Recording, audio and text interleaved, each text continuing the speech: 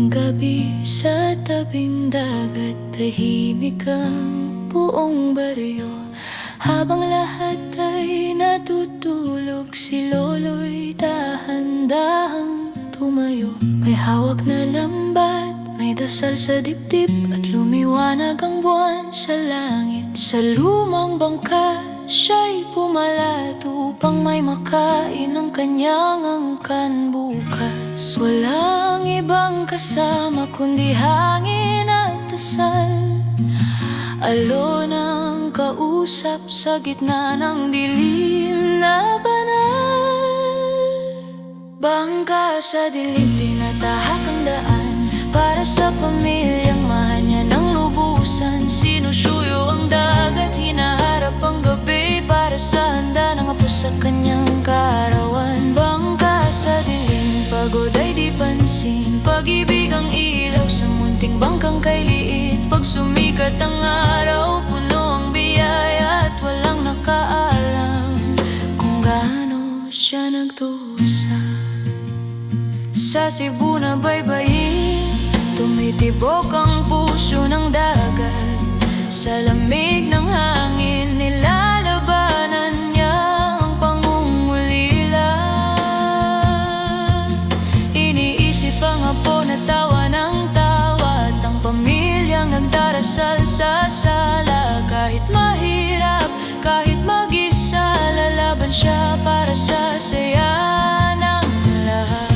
Sa bawat hila ng lambat, may pag-asang sumisilip para sa apo. Bulong niya habang lumalalim ang gabi. Bangka sa dilim, tinahak ang daan para sa pamilyang mahal niya ng lubusan. Sinusuyo ang dagat, hinaharap ang gabi para sa handa ng apo sa kanyang kaarawan. Sa dilim, pagod ay di pansin, pag-ibig ang ilaw sa munting bangkang kay liit. Pag sumikat ang araw, puno ang biyaya at walang nakaalam kung gaano siya nagdusa.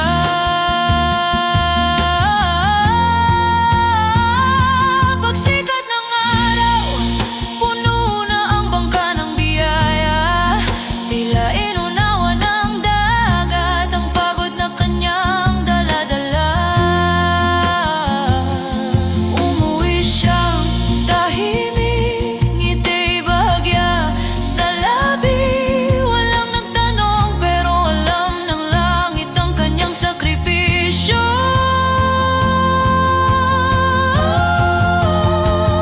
Bangka sa dilim, nagbigay ng liwanag, handa na ang mesa, masaya ang buong barangay. Tumatawa ang apo, di alam ang kwento ng lolo niyang bayani ng dagat at gabi.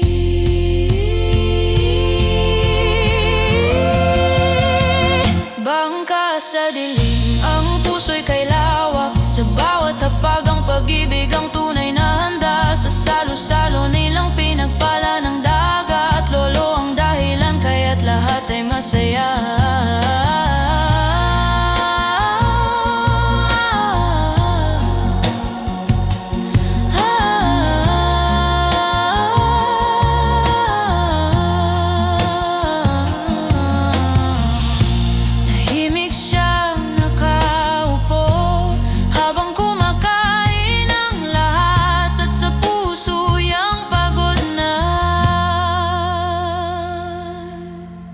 Naroon ang pinakamatamis na gantimpala, ang ngiti ng apo.